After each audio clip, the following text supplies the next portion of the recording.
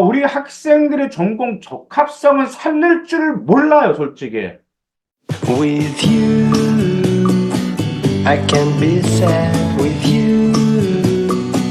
Just take my hand and fly up through the dreams.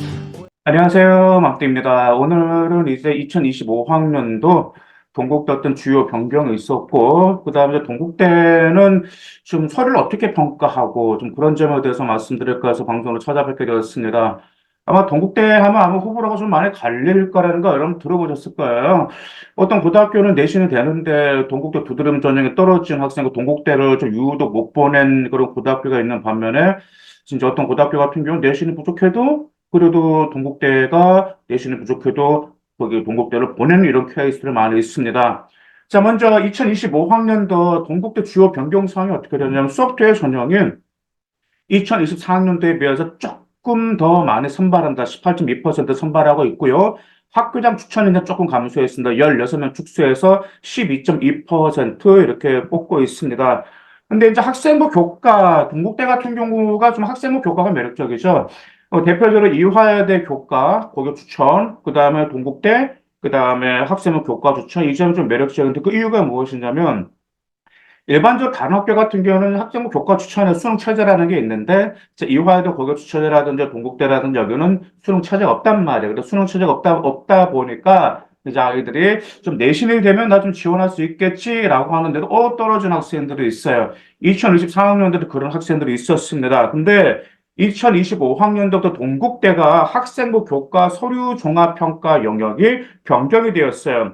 2024학년도까지는 학교 생활기록부 전체로 이렇게 반영했는데 2025학년도부터는 교과 관련 영역, 그러니까는 과목별 세분이나 특기 사항은 그쪽의 영역을 많이 보겠다라는 거죠. 그 이유가 무엇이냐면 동국대는 앞으로 이제 학생부 교과 고교 추천에선 전형 취지를 반영해서 선발하겠다라고 해서 교과 학습 발달 상황, 그다음에 과세특 들어가겠죠. 그다음에 행특과 출결 상황 이런 점들을 동국대에서는 고려하겠다라고 하였습니다.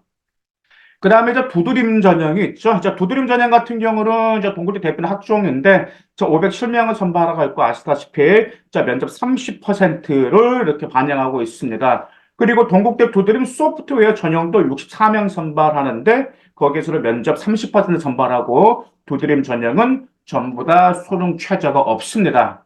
자, 그러면 여기서 궁금하신 분들이 지금 과연 동국대를 합격한 아이들의 생활 기록부는 어떤 공통점이 있을까라는 점을 여러분들도 많이 궁금해하실 겁니다. 먼저 여러분들 동국대 서류평가 비율 확인하셨어요? 먼저 서류평가가 이제 두드러미하고 불교 추천 인재 같은 경우는 학업 능력 30%, 전공 적합성 50%, 인성 및 사회성 20% 평가하고 있습니다. 소프트웨어 전형 같은 경우는 학업 능력 25%, 전공 적합성 55%, 인성 및 사회성 20%를 평가하고 있어요. 아시다시피 두드림전에서 가장 중요한 건 전공 적합성인데, 우리 학생들의 전공 적합성은 살릴 줄 몰라요, 솔직히. 그 점이 너무 안타깝습니다. 먼저 학업 역량부터 설명해 드릴게요. 자, 학업 역량 같은 경우는 일단 저 두 가지를 평가해서 기초 학업 역량과 그 다음 학습의 주도성을 평가하고 있고 기초 학업 역량, 학습의 주도성, 전공 적합성을 수하고 있는데 이제 기초 학업 역량은 당연히 그렇죠. 기초 학업 역량, 즉 기초 교과 국수형 중심으로 성취, 그 학업적인 성취를 평가하게 됩니다. 근데 내신만 평가하는 건 아니고요. 특히 과세특을 통해서 정성 평가한다는 점 기억하실 필요가 있습니다. 동국대 같은 경우는 내신이 부족해도 합격한 케이스 아이들 같은 경우 생활 기록부를 보면 그 특징들이 확실히 느껴집니다. 읽어보면. 자, 그 다음에 이제 두 번째 기초 학업 역량에서 무엇을 평가하냐면 입학 후 학업을 수행할 수 있는 기초 수학 역량을 이제 평가하거든요. 근데 당연히 이제 동국대 같은 경우만 그런 것이 아니고 모든 대학교가 우리 대학교를 입학하고 나서 충분히 학업을 잘 수행할 수 있을까라는 점 평가해요. 근데 여기서 우리가 한 가지 좀 보실 필요가 있어. 우리 학생들의 이제 생활기록부가 진로 역량이 중요하고 전공 적합성이 중요하니까 정말 모든 활동을 정말 그 진로와 연결시키려고 합니다, 아이들이. 근데 여러분들 그렇게 하시면 정말 어색해. 저 말도 안 돼 어색한 게 있거든요. 진로와 연결시켜서 전공 적합성을 보여줄 수 있으면 당연히 진로를 심화시켜서 연계시키시고요. 진로와 연계되는 게 어색하잖아요. 그러면, 이 학생은 저는 동국대 입학을 해서도 충분히 학업을 수행할 수 있는 학업적인 역량을 보여주면 됩니다. 이해하시죠? 자, 그다음 두 번째 학습의 주도성을 평가하고 있어, 학업 역량에서. 학업 역량에서 학습의 주도성이니까 이제 교과 같은 경우는 당연히 선택 과목 이수 노력도 보고, 그다음 자기 주도적인 학습 태도와 수업 태도를 보고요. 비교과는 이 점입니다. 적극적인 참여가 있는지, 경험하기 위한 노력을 했는지라는 점이 있는데, 확실히 동국대에서 올해 같은 경우도 그래요. 좀 내신이 부족한 애들 같은 경우는 단지 그 활동했다라는 것이 아니고 그 활동하고 나서 개인적으로 막 파고들었던 아이들이 동국대 두드림전으로 합격, 그것도 예비대 하나 최초 합으로 합격을 하였습니다. 그 점 꼭 기억해 두시길 바라겠습니다. 자, 그 다음에 이제 전공 적합성을 평가하는, 전공 적합성에 두 가지를 평가합니다. 전공 수학 역량을 평가를 한단 말이에요. 그러면 이 점 당연히 전공 관련 교과목이나 학업 이수 내용이라든지 학업 성취도라든지 이 점은 당연히 평가할 수밖에 없겠죠. 전공 적합성에서 그 전공에서 요구하는 뭐랄까 그 선택 과목도 듣지 않는다라고 솔직히 그 점은 학종으로서는 좀 미달이라는 거 아마 여러분들 잘 아실 겁니다. 두 번째 전공 관심도와 및 진로 탐색 노력 이 점이 정말 많이 중요합니다. 잘 들으셔야 돼요.